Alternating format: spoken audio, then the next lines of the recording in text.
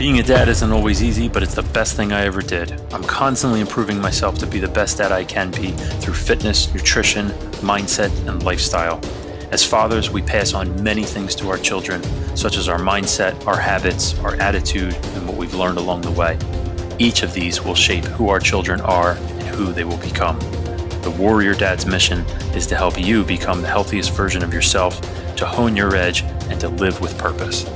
My name is Jim Bertamy, and this is the Warrior Dads Podcast. Hey guys, welcome back to another episode of the Warrior Dads Podcast. Today I have Maury Abreu with me from Omega Protective Concepts, and I met Maury at a training course that I did, and he was there as an instructor, and he is a wealth of knowledge. He's an amazing guy. He's a family man, another new dad on the way. Like he's got another kid coming on the way, number 6. So he is well-versed in the family life, spiritual man as well. He's just overall an amazing guy. And I knew that once I started the show, he was definitely somebody I wanted to have on the show because he's going to provide a tremendous amount of value to you guys. So Maury is the CEO and founder of Omega Protective Concepts. Maury served as a sergeant in the U.S. Marine Corps. He was also selected as a close combat instructor, training Marines in all aspects of military combatives.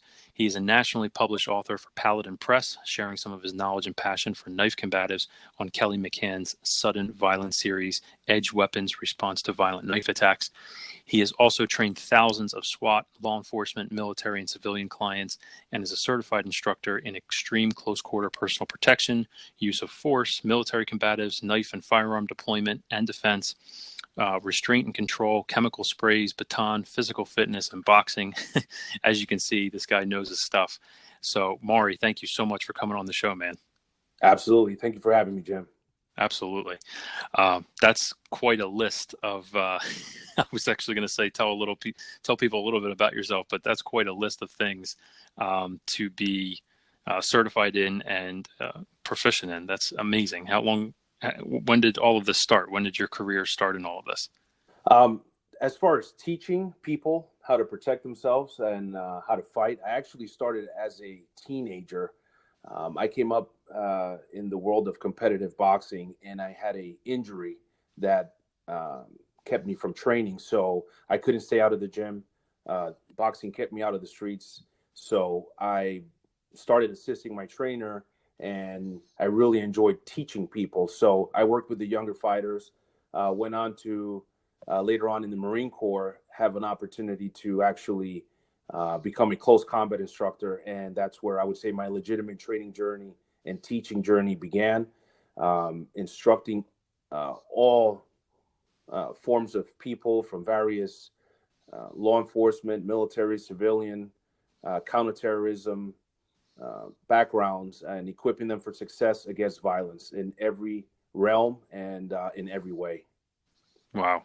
And so there's a big emphasis on knife combatives here in a lot of your introduction. And I also know we're going to be getting into briefly about a new blade that you guys have coming out, Omega has coming out. So, and I definitely want you to let everybody know about that. But I've always loved knives, blades, all of it. I can remember all the way back to when I was 5 years old, cutting them out of paper, coloring them black with like a red tip in like a Tonto style blade. And I don't know, I was a weird kid, but I just remember always having an appreciation for blades and knives.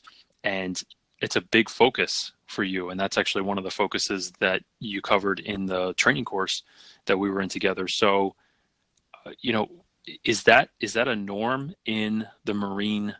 I know they always say a Marine's best friend is a K-bar, right? Or something like that. But is that the norm in the Marine life? Or is that something that you've always had an interest in and you gravitated towards learning more about edge weapons and fighting with blades?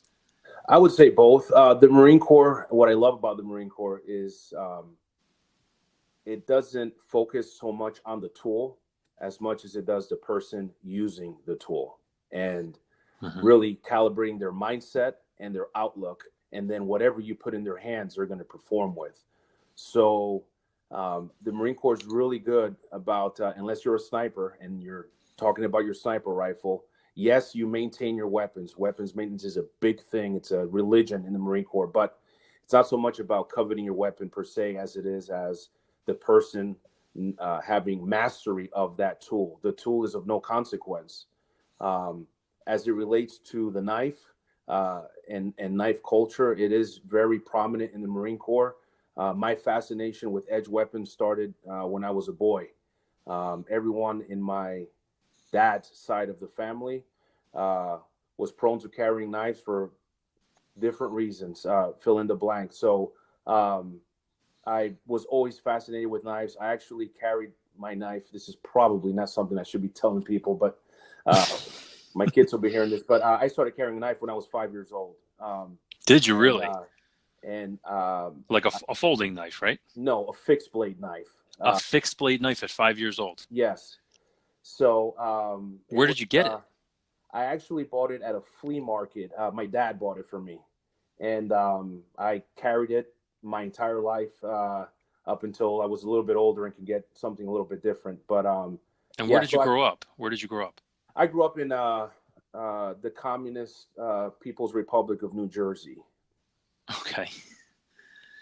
Wow. And the need to carry a blade at 5 years old was there, I guess. Well, I don't know so much that it was a need. My father did an excellent job, and my mother did, of protecting me from the environment I was being raised in. But the environment, even though it's around you, sometimes it gets in you. You could apply that to, we could do a podcast just on that, right? Because that applies to almost everything in life. But sure. So I wouldn't say so much it was for self-defense as much as it was my fascination for the use of knife, and the multiple things that it can do, from being used for hunting, for butchering animals. We used to go to a slaughterhouse when I was a kid, and I'm a first generation American. My parents are farmers, and so they were used to going outside of their farm, on their farm, finding the animal of the day that they were going to kill and cook. So I was in that realm also, just exposed to the various ways that knives could be used really for good, and to stop evil, obviously in the sense of self-defense. Because like you said, it's a tool. It's a tool. Because like you said in the beginning, it's a tool. Like when you were in the Marine Corps, it's not so much about the tool being used, but it's the person. But at the end of the day, a blade is a tool. Yes. So like you're saying, using it for good as opposed to something else. Yes.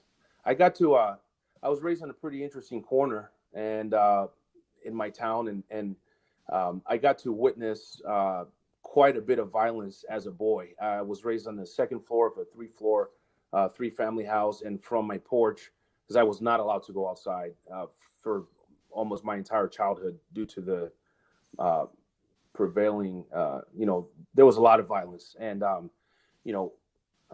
got to see a lot of things, and the worst of the worst criminals like to hang out under the bridge where I lived, and I got to see some of these things play out. They weren't very pleasant, but they were an education. And one of my mentors, Kelly McCann, says we're all a product of our experience. I just happen to have a certain set of experiences that maybe someone else does or doesn't have. Right. Wow. And how old were you when you were exposed to all that kind of stuff? Oh boy, 4, 5, 6. That's when it started. Yeah. Wow. Amazing. Well, speaking of blades, I'm looking at this one and I've seen it numerous times in your videos on Instagram, but tell everybody a little bit about the Omega B1 blade. Sure. The Omega B1 blade was a concept that I had come up with actually about a decade ago. And I was involved with a training company, and I ultimately became their lead instructor and created the program for their instructor certification process and the academic process of how do you teach instructors to train instructors and certify instructors. And in that vein, I was working with a lot of local and state law enforcement folks, and they wanted me to make a blade, design a blade for them. And that's kind of where it started.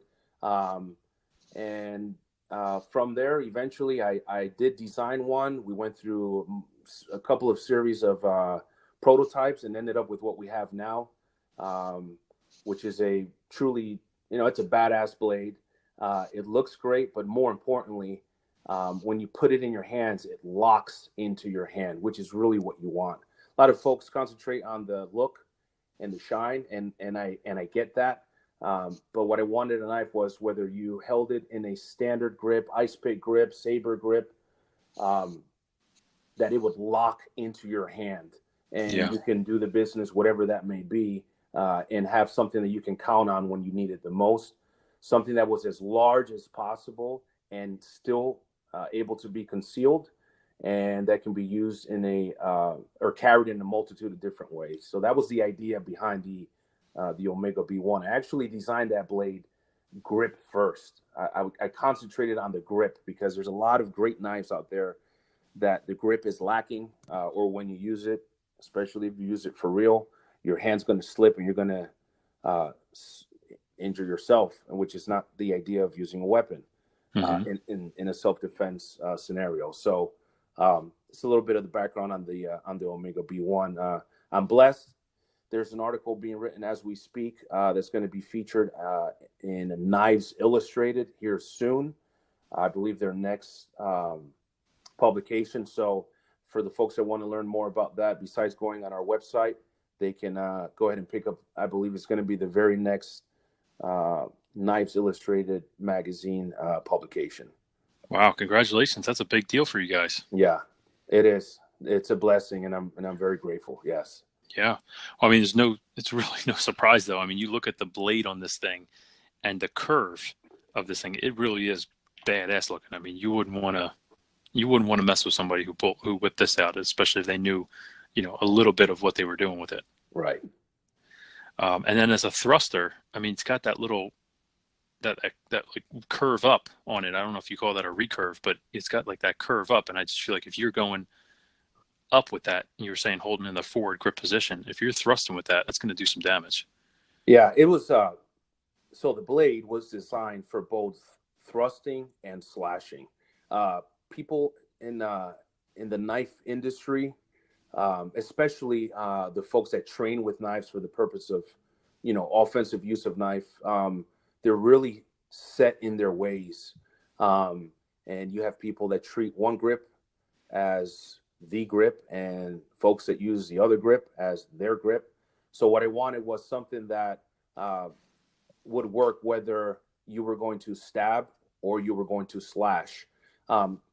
Being fascinated with the grip, I mean, I do have preferred weapons. I am more confident with some weapons than I am with others, but the reality is the bad guy gets a vote. You can be in unfamiliar terrain. You can be stripped of the weapon that you're used to carrying. So I designed a blade that if you were to pick it up in a hasty fashion, in a dynamic fashion, regardless of how you gripped it, it would work.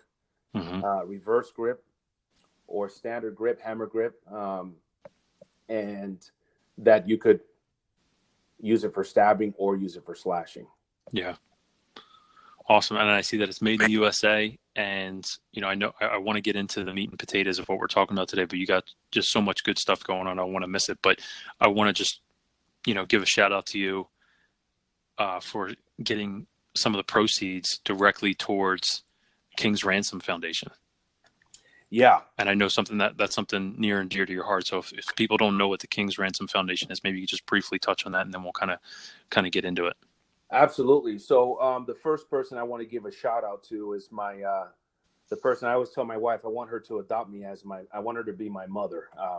My mother passed away a few years ago. So her name is Danny Johnson. She's a highly successful entrepreneur and business coach and highly influential person in my life and in my wife's life. I was introduced to her via business, and little did I know how profoundly she would impact my household. And she teaches a number of things. And one of the things that I learned from her was I learned about King's Ransom Foundation. And King's Ransom Foundation is an organization that does a number of things. The specific arena that I have made, King's Ransom Foundation, our charity arm, Omega Protective Concepts charity arm, deals with freeing children from modern day slavery, which is in the sex trade. It is the third most prolific source of criminal income. Only behind the sale of drugs and firearms is the sale of children for sex. This is not third world stuff. It's abhorrent. It's repugnant. No one wants to talk about it. Most people don't have what it takes to even kind of process that. It's not, regardless of the demographic or the income, they're targeting young children and they are trafficking them out. New Jersey, actually, Atlantic City region is one of the most prominent deportation sites before they're sent abroad. So, long story short, wow. I'm very passionate about equipping people for success against violence. These children are helpless. I trust this organization 100%. Every penny of every dollar that is donated to them goes to their end cause. It does not go to running the foundation or fattening the pockets of the CEO so he could fly a helicopter from here to there. Mm-hmm. The staff is paid for by a private donor who is a God-fearing man and wants to do the right thing. So I stand behind them in that regard. And so what we've done with Omega Protective Concepts is I made a decision that 10% of every penny, of every dollar that we make goes to King's Ransom Foundation. So every class we teach, every private session we teach, which we do quite a bit of now, every product that we sell, which right now is the B1, we're soon releasing a new everyday carry tool. So 10% of that we give directly to King's Ransom. And we collect our funds, and about every quarter or every 6 months, whatever we've made, we take 10% and we make our donation to them. Wow, that's amazing. Congratulations on that. And I applaud you for that. And if anybody listening wants to support that, I mean, we're talking about the blade real quick, but it's a handmade custom blade made in the US, and it's supporting such a great cause. So you're not only protecting yourself, your family, your loved ones, but now you're also helping other people in the world that might be losing their children to such a horrible industry. So I'm going to put a link to the website, but it's omegaprotectiveconcepts.com. And then you can go to /store, or there's a tab right on the website on the right-hand side labeled store. It'll take you right there to see the blade and really anything else that you guys have coming up, right? Right. And events and all that stuff. So, yeah. And also, as far as donating, if you never plan or intend on taking the class with Omega or ever purchasing a product, that's fine. You can go to our mission and you can donate directly to King's Ransom under the Our Mission tab, mm-hmm. and help change someone's world. Awesome. Yeah. So if you guys are listening, please make sure you go and do that. You could be making a huge impact on not just, someone's family and their child, but just the entire world.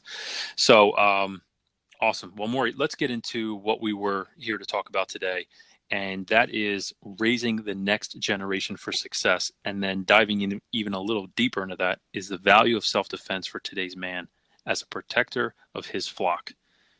Let's get into this, because I am so excited to hear what you have to say and share on these couple topics. So, where do you want to start with? Let's get into what you feel like is the key or the next step in raising the next generation for success.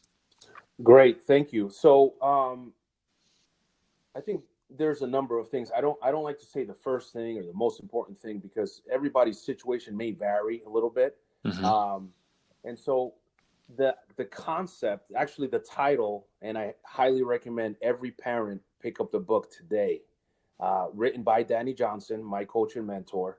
I want to give credit where it's due, and where I get a lot of this from. A lot of this stuff we already know.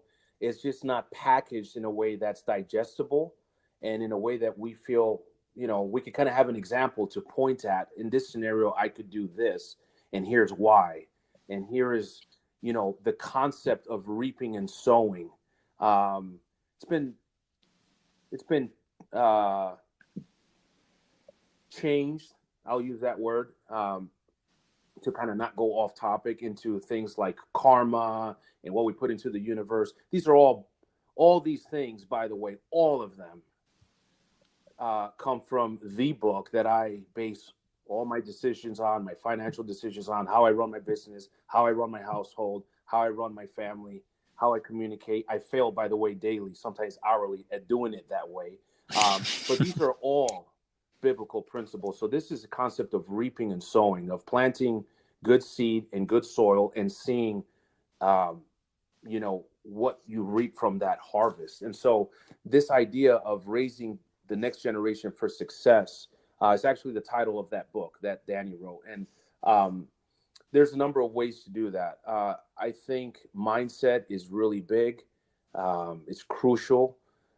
If you're a business person, if you're a parent, if you're a human being on this planet and you don't have a medium for recalibrating your mindset daily, you probably want to start thinking about that. How you do that, I don't know. There's different ways, and however you do it is your way, and it's all good. Mm-hmm. I have a set of priorities that I have written down, and when I follow them, my life is going in a certain direction. When I veer from them, and I will confess with transparency that I do, at times, it shows up in my life, reaping and sowing. So a championship mindset, I think, is really important for yourself, for your spouse, and for your children. Your children are watching you. They hear everything. A lot of times when my wife and I will speak Spanish, when we don't want the kids to know something, they know what we're saying. Yeah. Even if they maybe haven't mastered the language. So your kids are watching you. They're watching your interactions. They're watching how you treat your spouse. You're treating the way that you speak to your daughters and the way that you speak to your spouse as a man in front of your daughters. You're starting an education process. They're going to repeat what they see. They're going to see what's acceptable behavior from a man that is eventually involved in their life, and they go on to be, one with. Right. Your sons, for those of you that are fathers of sons, are watching what that behavior is supposed to look like. So the championship mindset starts with your behavior, and it also starts with conversations with your children, giving them small examples based on what they could handle on their maturity level and their age, as to there's a way to do things and there's a way not to do things. In the end, all of us, every person breathing on this earth right now, we must weigh the cost of our actions versus our inactions. And only you can weigh that. No one else can weigh it for you. So championship mindset, calibrating that mindset daily, having a routine, whether it's, family meetings or for me, as I'm an adult, I'm in my 40s now. I wake up, I read a good book. I'm not very good at sitting down and reading because I have, it's not the method in which I consume information the best. So I actually do a lot of what we're doing right now. Someone's going to listen to this podcast. I have the Bible app and I listen to the Bible as I'm driving to work, and I have a reading plan, and that's how I kind of consume that. Then I'll consume something on mindset. Gary V, everybody knows who he is, right? Awesome person, whether you're in business or not, for calibrating the mindset. If you could get over yourself and the fact that he uses 4-letter words, stop being so sensitive. Mm-hmm. The world is the world. You still have to be able to live and operate in this world and take the good that you can from it. Discard what maybe isn't for you. He's excellent. There's an app that I've been sharing with people. It's called Pep Talk. And highly recommend it. They have short little 4, 5, 8-minute audio recordings on motivational things and mindset topics. That's cool. I've never heard of that. Highly recommend it. Someone like you that's, a successful business owner, you're training clients, you're looking to inspire people to better themselves physically. And as a result, what comes when you're, healthy minds reside in healthy bodies. And that as a physical fitness instructor and trainer. So it's a really good app, and it helps you in the realm of, staying motivated, staying focused. The world is negative. That's the reality. But you don't want to be a contributor to that negativity. And if you don't equip yourself and protect yourself from the environment that you're going to walk into, whether it's daily at a job that you probably have to deal with some level of negativity with, or whatever it may be, family. Sometimes it's people really close to you. You have to filter that stuff out, because you are not going to live to your highest potential if you don't discern. Discerning doesn't mean you cut people out of your life and you never talk to them and never help them. That's not what I'm saying. What I'm saying is you got to watch how much you plug into that. So championship mindset for as far as raising the next generation for success, and really just your behavior. Look at your actions. You know what's right. You know what's wrong. You don't need me or anyone to dictate that to you. People wonder why the world is where it is right now, and there's a number of reasons. We'll go back to reaping and sowing. We didn't just get here in the last 10 to 15 years, this drastic shift in society where the fringe is being celebrated as the norm, where professing your faith or being open about your thoughts and not being in direct alignment with or agreement with someone's lifestyle all of a sudden makes you this intolerant human being. And then you're basically the devil's brother. I don't know, how I do know how we got here. We lower our standards. We accepted this under the concept of being tolerant. And now our children are very confused because they're getting one message in the household and the world is giving them a different message. So it's very important to continue to communicate, continue to be grounded in doing the right thing, giving the right messages to our children. They watch everything we do. And also equipping them to operate in the world, not to be finger pointers, not to judge people, to accept people where they are, and still not necessarily indulge in what they're indulging in. They can love them and keep it moving. But that all boils down to discernment. Again, your kids are watching you. Who are your friends? Who are you talking to? What are you watching at night? And they're watching you watch. What are you consuming? Because they're consuming it too. Mm-hmm. I like what you said about the negativity, because, you're right. It is everywhere. And the research shows that 90% of people's thoughts on a daily basis are to be negative in nature. I mean, 90% of what people are thinking are negative in nature. And it's just, it becomes habitual, right? It's the law of facilitation, where basically the law of facilitation says that, when you activate one pathway, it's easier to activate it on subsequent times. So if you think one negative thought, it's going to be easier for you to think 2, 3, 4, 5, and then, all the way up from there. So, and you hear all these like little sayings throughout life, I feel like, and they have different meanings as we become different people, because we're constantly changing, we're constantly learning. And so you always hear the phrase misery loves company. But I feel like as you get older, you really see how true that is. And you can almost, especially if you start to work on yourself and you start to notice how, you're trying to be more positive, and then you get around people that maybe haven't done that type of work on themselves. And you're seeing how they just love sitting in that negativity. And then somebody else might come into their space or in their energy, and they just tap into that energy and they just sit there with it. And then they're both, in this little pool of negativity. Yeah. So, and then the other thing you touched on, which I'd like you to speak further into, is that you're saying that, the kids are getting one message in the household, but then they're going out and they're getting a different message out in the real world. What did you mean by that? Well, like what message are they getting at home, and then what is the conflicting message out there? Well, I can speak for my home. I can't speak for others' homes. Typically, we're trying to teach them a message of. So I have a profound relationship with my God. Some people don't. If you want to meet mine, hit me up. I'll introduce you to him later. So that, with that comes a certain set of ideals, a certain set of standards, a certain way of treating people.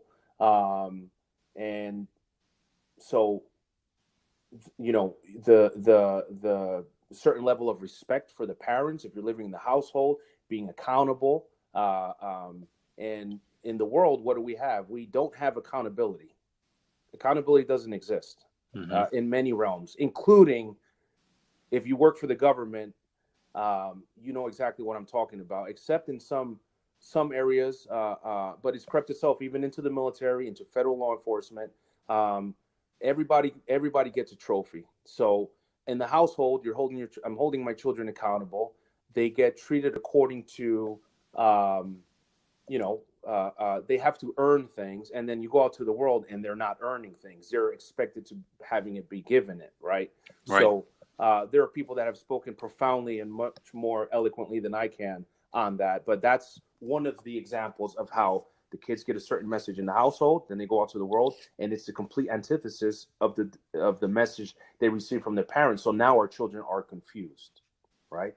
So that's a example of they're receiving one message here and a different message there, and we could go on, at length about other examples on that as well. Sure. No, that's a great example, though. Everything goes. Everything goes. Anything that is good and noble and pure is looked at as old-fashioned, right? So I'm not getting too specific because I want to open people's brains. I don't want to do what everybody does on social media, which is a lot of times talk a lot of shit because they can do that behind their keyboard, or there's so much on one side than the other that there is no conversation. And without communication, there can never be any clarity, right? So that's just a fact. So the professional, the person that has a high level of leadership, they understand that. So they can speak truth in a way that can be digested, and then you get into more detail as necessary. So things like morality, things like purity. It is the message that our children hopefully will follow in the household. Sometimes that's not what they're going to get in the world. Everything goes, but if you have something that's based on faith, it's based on Christian principles, the world is going to attack you in every way, shape, or fashion. They have, pre-positioned responses on how they're going to deal with you. They're going to make you and identify you as the fringe, as the intolerant, simply because, not that you're speaking against necessarily even what they believe, but for professing what you believe. It's rampant. And you have to be really a really strong character to be able to deal with that in today's world. And Absolutely. And we might actually have to do a round two of this conversation, because you talked about communication, and then we're also talking about what's going on in society. And we're looking at, you mentioned social media before, social media on the impact of communication in society, with so many people's heads in their phones and on these, devices. It's crazy. And some people, they argue, well, don't you think it's the next step in our evolution? And I'm like, I really don't know. I don't know if I can say with certainty that it's actually a good thing. I think certain technological advances are a good thing, but you look at the negative effects that cell phones have on people, on the cells of the body, and the water in the body. I mean, everybody's experiences, I feel like, I'm actually using a headset right now because I can't stand having my phone up to my ear. But I think most people have had the experience of holding their cell phone up to their ear during a conversation and being on the phone long enough to feel their ear get hot. And if you've ever had that experience, what's happening is basically you're microwaving the water inside of your ears. And some people don't realize that, so they have to switch to the other ear. But there's so much concentrated levels of electromagnetic frequency and radiation going into the ear that it's literally microwaving it, like you would, put a cup of water inside of a microwave and microwave the water to heat it up. It's the same technology. It's the same signals that are being used. So, but you talk about, what's happening in the society with communication. Something's got to give. Like, I don't know if there's a bubble being built up from all this stuff and it's going to burst eventually, or what that would look like, but I don't know. Something's got to give. Yeah. You mentioned electronics and what's raising our children. So people talk, people have a lot of conversations with me about business and time management and prioritization. And so I kind of point them towards equity. And we're all somewhat familiar with equity in the form of finances. We understand if you have more money, you can buy more things. And that's pretty much the only thing you will ever learn in the American education system as far as money. Our children aren't given, for the most part, unless they're homeschooled, any courses on how to save money, how to invest money, how to create wealth. Wealth is identified to us via what we see in the media, in both social media and the reality shows. They have more cars, they have more houses, they have all this stuff. What they have is a broken life. They're depressed. They got a lot of all things. Kinds of drugs to keep them functional, and their children are, raised under that umbrella, and then they go on to just at a younger age start the same behavior that their parents started. So I don't know that that's the kind of wealth I want me and mine to have. So in the sense of equity, I say, well, you can work for someone and make them rich, and you can convince yourself you're doing the right thing under the story you've been told that you're providing a service or you are serving. And obviously there are things that are actually that, and you should do them. Law enforcement and military, both of which I am in or have been in, and I agree with that wholeheartedly. But I go on to say time and profound relationships are two of the most overlooked forms of equity. There are multiple forms of equity. So as it relates to being a father and a spouse, the quality of the time that you're spending with the people you're raising in your household with your spouse and building a profound relationship with them, not being their friend, so that you then don't have to be a parent, that's a newer thing too. We want to be our kids' friends. Right. That's a whole discussion in itself. Yeah. I feel like there's actually a medium there too. I feel like you can not be labeled as a friend, but you can have a good relationship where you could be buddies together. And because there's that level of respect, like you would have with a buddy, and there's that trust and that open level of communication that you would have with a friend. But then there's also that level of, okay, it's a step further than that because this is my parent or this is my child. And, but then you have people like you're saying before on the other end of the spectrum, and it's got to be friend or nothing, Sure. And to the folks that would if you're taking offense to any of these things, I would ask someone to say, stop and ask yourself, why does this sound out of the box for you? Right. Sure. So, being your kid's friend and having that be the go-to, I want to just kind of delve into that a little bit. Having that be the go-to or the default posture of how you go about raising your children. My question to you is, how's that working out for you? And ask that question to yourself. How's that working out for you? And if your kid's not a teen yet, then you probably don't rate answering that question. Talk to me when they get to their teenage years. Yeah, right. So lastly, on the topic of equity and time and profound relationship, you're not going to build a profound relationship if you're a dictator with your child. That's not what I'm saying. What I'm saying is that we need to teach our children, and they need to understand, and we need to approach them as they're not just, quote, our children. They are your legacy, not for pride, not for ego, for making this world a better place, right? Yeah. We like to concentrate, and I get it, on who's in the White House. I get it. The person there now, the person before him. I will ask whoever lives in that life, whoever idolizes their news channel and consuming that form of media, my question to you is, how's that working out for you? How has that changed you, your family, your income, your mindset, your personality, your attitude, your faith, I think you know what the answer is to that. So Right. while some are concentrating who's in the White House and they are stuck there with their picket signs, Right. others Because are it's never concentrating just others are concentrating on who's in their house. I concentrate on who's in Maury Abreu's house. right.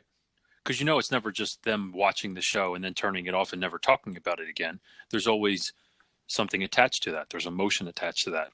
Sure. There's an argument. There's a debate. There's anger. There's frustration. And all of that is, relatively shown in the household. And that's exactly what you're talking about that the kids are observing. So then the kids are going to say, oh, okay, well, this is a really important topic. And it seems like it's pretty important because he's getting really aggravated or she's getting really aggravated about it. So yeah, it's, the joke is in the house. Like, I think I'm actually a little too detached, but I usually find out things 3-5 days later, a week later, and people are like, dude, what?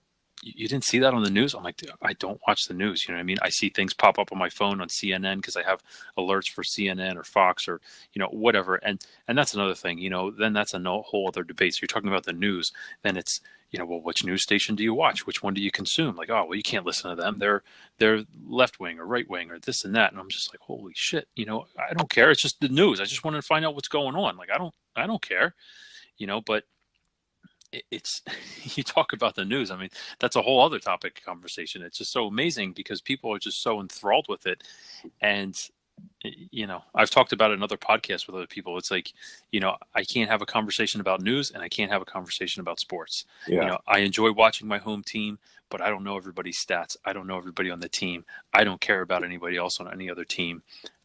They're not following me and what I'm doing. And I'm not saying like, they have to for me to follow them, but it's just people have such visceral responses from games and from players getting traded and who they're picking up here and there. And I'm just like, why are you letting yourself, because they're letting themselves and they're choosing to do it. Why are you letting yourself get that affected? And, Sure. what else could you be doing? What else could you be focusing on? Yeah. Playing with your kids, maybe spending time with your family, not being at the bar. I don't know, you know what I mean? But I just, I am very family oriented. I always have been. And I really do appreciate that time. And so, when you were mentioning before in the very beginning of this conversation, is that, what are we doing to, kind of connect with our family and allow to figure out what's going and what's not working. We actually do that at the dinner table. We talk about what's going good, how was our day, what didn't go so good. And we talk about that and how, you know, easy it might be to, turn on the television while we're watching TV, and sometimes my son wants to do that. And the way our house is laid out, it's very, you could see the television from the dining room, but it's just, we're encouraging him at a young age, like, no, this is family time. And if we're done talking and things like that, and we've actually accomplished something or had a really good connecting conversation, then maybe we could put something on, towards the very end of dinner or something like that. But then again, it's positive. We're not just throwing the news on. It might be something that's funny that we can all laugh at, and and we're getting to connect over that too. So yeah, all good stuff, man. All good stuff. That's excellent, Jim. You understand the equity of time and a profound relationship with your family. And you asked before about, well, give an example of, what's being taught in the household and what's being taught in the world. The value of marriage is probably one of the most prominent things. When people hear me say that, I know where their mind goes. I know exactly they're going to the lifestyle, and I won't even honor them by getting into that because that's not where I'm going at all. This is not a finger pointing contest because before I point a finger at anybody, I really need to point it at myself. And I can tell you when I do that, I see a lot of work that needs to be done. So I'll say that, which is what gives you the freedom to speak openly about things. It's like, no, man, I'm jacked up too. Just I'm working on stuff too, man, but why don't we work on this together and try to find a set of standards and principles to where we're walking in a good direction, where we know if we do this, if we sow this seed, we're going to reap a good harvest. We know that because time, history, and the good book tells you so. That's why, So the value of marriage is, the divorce rate. I just heard some stats: 57%. 57%. So before we get into the weeds of things and really deep into something, the structure, the foundation in the household is broken Mm-hmm. at a you know at a very high percentage, and the divorce rate amongst pastors is no better than secular folks or people of faith or whoever. So we really need to start looking at this and saying, wow, we might want to do something different. And that's one of the things I concentrate on raising our children. I am divorced, so this is not a hypocrisy thing. This is I'm living and walking this out. Mm-hmm. I know what the consequences of that is. I've just had a conversation with my little kids on this topic 2 days ago. So when you ask about, well, what do you mean by that? That's probably the biggest example. The value of relationships, the value of standards, the value of doing things in an honorable way, of integrity, of finishing what you started, is offensive, really, to many in today's world. Mm-hmm. Yeah, and it kind of reminds me of, when you were teaching the class that I was in, and one of the things that was really driven home a lot throughout the weekend was, principles never change, but tactics and techniques can change, right? So the principles of communication, of trust, of respect, those are the things that I feel like are missing a lot of the times, because I do not come from a family that's has divorce. At least my parents are still together, but people within my family are divorced, and then people within my wife's family are divorced. So I see some of it, but I've never actually truly lived it, from when I was a kid. But the thing is that, you hear about some of the situations, and I just always go back to the principles, and I'm thinking, all right, well, what was missing? Was it the respect? Was it the lack of communication? Was it the trust? And was it all these things? Yeah. Because those are the things that are never going to change. And, with how people are so busy in today's day and age, and I see this as a coach because I'm talking to people, and people always put themselves on the back burner. Yeah. And, like you said, for every finger that you're pointing, you have to look at yourself too. Because they say for every finger pointing forward, there's 3 pointing back at you. And that's really just kind of, if you make a fist and you point your finger forward, your middle, ring, and pinky fingers are technically facing you, right? They're pointing back at you. So for every finger you point forward, you have 3 pointing back at you. So you really have to look at yourself and start there, and start focusing on how negative you're being, how your communication is coming across, how you're trusting. And then if everybody were to do that, what would that do to that 57%? Yeah. You know what I mean? Like, Yeah. it's just, you think about that, and that's like, put that in your put that in your pipe and smoke it. Yeah. Like, people should really try to wrap their heads around that. And if they could change 1% of themselves, what would that do to the whole population of people? Yeah. So, and so I think this is kind of a good segue, and we're talking about a lot here, which I love and I think is great. And I hope everybody listening is getting a ton out of this. But the thing is, like, when you're talking about setting that example, the other thing I mentioned before that we were going to get into was the value of self-defense in today's man as the protector of his flock. And I don't know about you, but I don't see a lot of men having that focus. And I feel like there is a big value for it. But I hope you're going to be able to speak into this and really shift people's mindset in this, because, the people or the kids that we're raising today, I'm going to just put it out there and say it. I just feel like they're soft, and there's definitely going to be an exception. I'm not saying everybody, right? Because there's going to be people out there that are raising their kids, the way I'm raising my son and the way you're raising your kids. And, we're the like-minded people, but are we the minority? Are we the majority of the people? And I don't know what those statistics are, but you see and observe some things, and the way, at least that I've seen, some kids walk all over their parents, and, people that I know, people that I don't know, which is what you observe when you're out in the real world. And I'm just like, wow, and so I hope some of this is actually going to tie into that, what you have to share about the value of self-defense for today's man, because he is the protector of his family, of his flock, as you say. Yeah. So, Jim, absolutely. So, here's the deal. Um, Even with the messaging, I remember as a younger man thinking or hearing people talk about the agenda or an agenda, and I questioned them. I mocked them. I was like, "What are you talking about? The world can't be that organized." And as I've walked things out and experienced some things, I realized I was a little naive. Um, Violence is a real thing. It exists everywhere, everywhere. Doesn't matter where you're raised. It's prominent in some areas over others, but it can come to your doorstep wherever you are, right? Mm-hmm. So when we talk about the value of self-defense for today's man as a protector of his flock, that is your assigned role. That is not a uh, anti-feminist statement. So don't allow yourself to be lied to or to be manipulated by the fringe because what they're promoting is a lie. Um, you know, uh, your job as the man is to lead your family.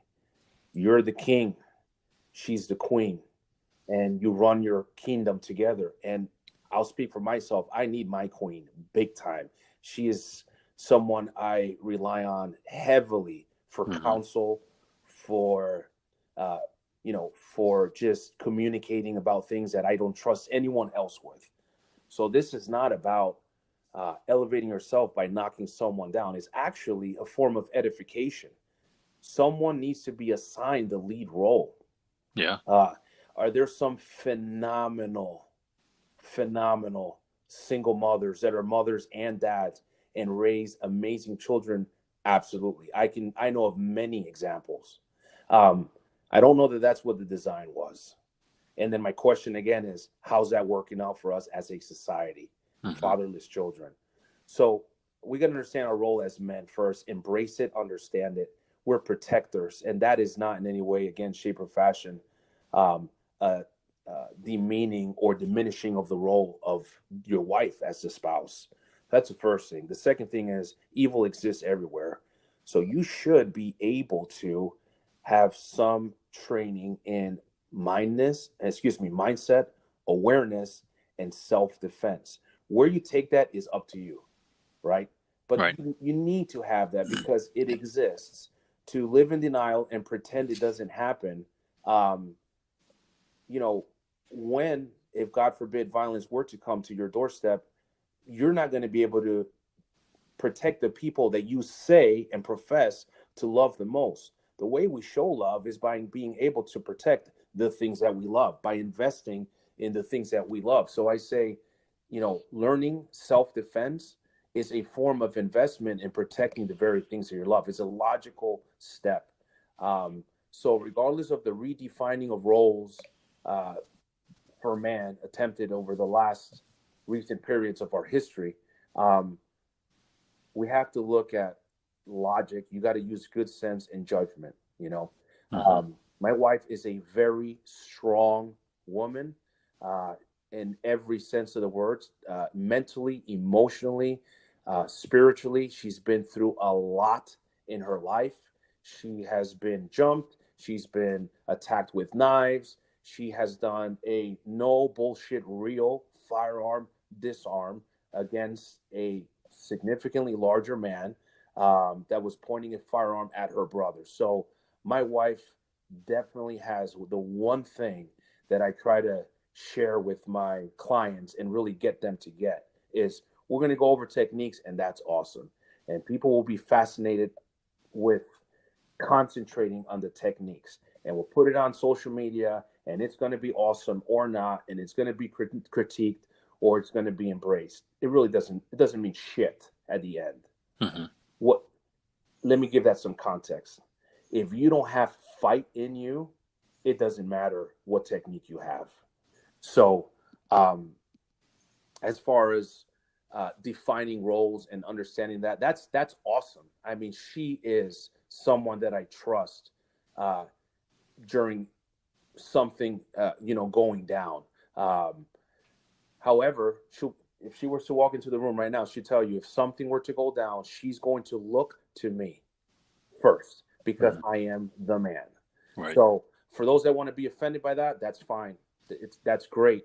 But I'm telling you, that's the opinion of a woman that's a very independent, highly successful before she met me, had it all going on, and understands the role of that. And why does that role get acknowledged? Because I edify and acknowledge my wife in the things she brings to the table, and vice versa. So we got to understand our roles. As the man, you are the one that never leaves the one behind. So if you have loved ones, it is your responsibility to be able to cover them and protect them in a time of violence. I don't know that the world is getting more violent. I was having this conversation with someone the other day. I don't know that. If you read the Bible and they say things like the city was put to the sword, it's a very palatable way of saying every single human being in that city was killed with an edged weapon, including children and women. Right. So I don't know that we've become more barbaric or more violent. I don't know that. I think we've become, more connected with information, which does not mean we have more knowledge. It just means we know more stuff. Right. So the reality is, though, the forms of attacks are changing, right? So whether it's an active shooter or a mass violent event, explosives, someone renting a car at U-Haul or getting a U-Haul or a rental car in a van and running over a large number of people. That's happening now globally, right? Yeah. Happened in London, right? Sure. That example. And then they got out and started stabbing people. Sure, exactly. So these are things that are happening. We can't be in denial, so we have to prepare. We don't prepare by being in denial. Denial is not a survival tactic. It never has been. Open a book, read a little history. The folks that have tried the denial thing, I want you to tell me or ask yourself, how did that work out for them? That's how I analyze almost everything. I put my prejudgments down. If I don't check myself, I can be a highly judgmental person. And I look at, well, what happened here? And how did that work out? Right. Well, I think even today's FBI would call that a clue. So I take that into consideration and I build my response based on that. Well, you're basing it off of results. You know what I mean? You're basing it off of results. It's like, if it's working, then success leaves clues, as people say, today. Success leaves clues. So if it's working, then there you go. If it's not working, then there's feedback. It's all feedback, and whether it's good feedback or bad feedback, when you were saying, like, I hope people aren't getting offended, or if they're getting offended, you have to look at that. But you know what? It's feedback, and if someone is getting offended for them, that's more feedback for them. And why are they choosing to get offended by something that you might be saying, or is it possibly because it's true, right? Do you need to focus on that a little bit more? The biggest thing I hear people saying with this is, well, why do I have to train self-defense? Why do I have to learn how to use this? Why do I have to know, why should I carry a gun, or why should I have a gun in the house? It's never going to happen to me. And then the response is to get the attention away from themselves of thinking, well, I don't have to do anything. They're just being paranoid. Yeah. That's what irks me the most. It's like, nobody is talking about being paranoid. I'm not looking over my shoulder thinking that someone's after me all the time. Like we were just watching one of the Bourne movies the other day. I love the Bourne series, Jason Bourne. And it's like, I'm not looking over my shoulder wondering who's watching me and all this stuff. It's just, I'm living my life. But the thing is that if something happens, then I'm prepared. Right. And the simplest way I chalk this up to everyday people that might not have that mindset is I say, well, do you only put your seatbelt on the days you don't want to get into an accident? Like, why do you put your seatbelt on? Just in case you ever get in an accident, God forbid. And I understand, there's probably going to be people that are out there like, well, sometimes seatbelt cause more damage than they do good. All right. I get that. If it's a really bad collision or something like that, I've heard of people getting sawed in half by their seatbelt. But for the most part, they say put your seatbelt on because it could prevent you being thrown around the car or whatever it is, your kid in the back seat. Like, it's not about being paranoid. Right. Right? So we have a role, and I think I can kind of summarize this, and it's very fitting because the name of your podcast is Warrior Dad. So let's talk about in the context of today's man and his need to have self-defense training for his flock. Okay. The man is and has always been a warrior. Now, what does that mean? I'll define warrior the way it was defined for me years ago by one of my mentors, Frank Bricky. I highly recommend everyone should have a mentor or two. You should have someone that's lived this life longer than you have, has seen more things than you have, and should have someone that they can go to and bounce things off of. And so I'll define warrior, right? So the warrior has two attributes: strength and compassion. And this fits perfectly with the warrior dad concept and beyond. Strength and compassion. So what is being concentrated on today is the compassion part and being loving and being open with your feelings, etc. Those are actually not in and of themselves bad things. They actually lead to good mental, psychological, and emotional health long term. So I think we understand the compassion part. I think we understand that we have an obligation to love our children, to tell them, whether our fathers did or did not, to tell them that we love them, to tell them what value they are to us in our life, to speak words that are seed, right? Words are seed that we plant and tell them, here's, and we edify them, not making things up, but we acknowledge what their strengths are and we coach them through their developmental needs. All of that is compassion. Coming home, pulling out the chair, for your wife, opening doors. That's all good, noble, chivalrous stuff. We should be doing that. It actually helps you blend in and be the gray man. It's all very smart. It's good tradecraft. The other part that we need to look at is strength. The warrior has physical, mental, emotional, psychological, relational, every form of strength. You have to have the strength. So the warrior has two parts: strength and compassion. You cannot just have one, or else you require a recalibration. You're off. You have to have both. We all know people that are so switched on, they live in the red and they burn out. And they retire from a law enforcement job and they have a heart attack three years later because they've identified so much with their job title and they place that, we talked about prioritization previously, over their main title of husband and father.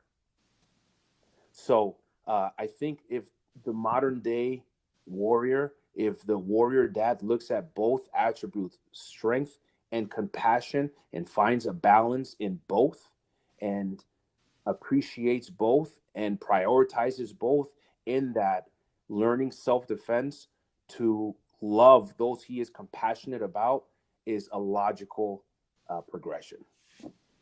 Plus, you're also, it's pretty active too. I mean, you're getting a workout, so you're also doing something good for your health. And of course, you're also working out your mind too, because you're pushing yourself and seeing what you're able to accomplish and how far you're willing to go. So I always like to think of every workout I do, whether it's a combative type workout or, just a regular, flipping a tire and hitting with a sledgehammer or deadlifts or something like that. I'm working my mind. I'm also working my body. So, you're not just gaining a skill, but you're also doing something good for your mind and your overall health too. Yeah, absolutely. And then if you need to ever use that skill and what you've learned, now you're prepared, because I also feel like it's, you have to train for those particular situations too. And that really gets in on the health and wellness side. You want to be a warrior. I love what you said about strength and compassion, and, but you have that physical strength, you have that skill.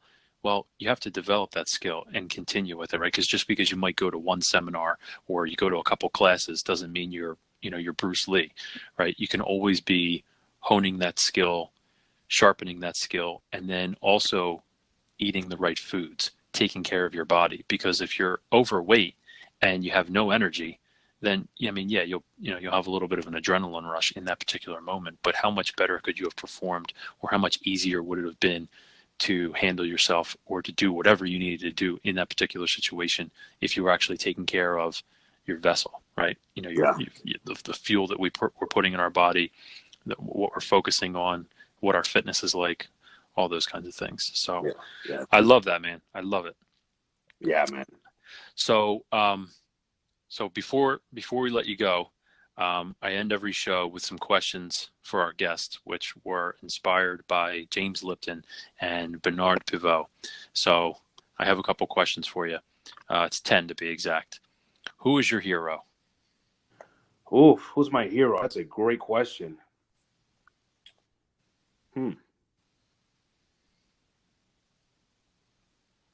I like David in the Bible. Okay. David was one of the least likely of his brothers, the least likely of his brothers, and ended up being a tremendous leader and warrior, and eventually just an amazing character. I would say David is definitely one of my heroes. He is. I like the underdog a lot. I know raised in. I know the type of parenting I received. God bless my parents. No judgment. Parents are not issued instruction manuals on how to raise their children. Mm-hmm. I really root for the underdog. And so, yeah, I would say David from the Bible, King David. Awesome. What excites you? I'm excited about teaching people how to protect themselves from violence. I mean, it's if I wasn't married and I didn't have children, and thank God that I do, that's the biggest blessing in my life. It's something that just runs through my veins and my thoughts and every cell in my body. I am always super excited. I've been teaching for a very long time. I've been blessed to have taught really many, many, many people. And anytime I'm doing a course, I almost can't sleep the night before. I just want to get there, and I'm so passionate about sharing the information I have that I've been blessed to have had shared with me. Nice. Especially knowing that the value that comes with teaching something that is accessible under high levels of stress and duress, and that they need, when it's needed most, and that actually works. So to follow up on that, what turns you off? Weak mindset. Okay. People that volunteer daily to become victims and perpetuate a victim mentality and a victim mindset. Okay. What is your favorite sound? My favorite sound? I'm sorry. Yeah. Favorite sound? My favorite sound is hearing my kids call me Papi. What is your least favorite sound? My least favorite sound. Let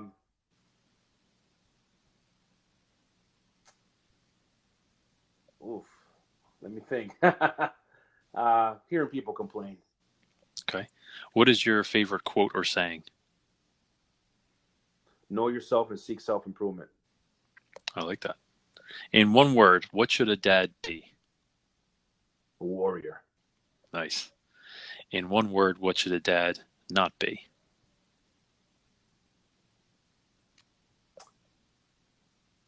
I'm trying to think of how I'd say it in one word. Should not be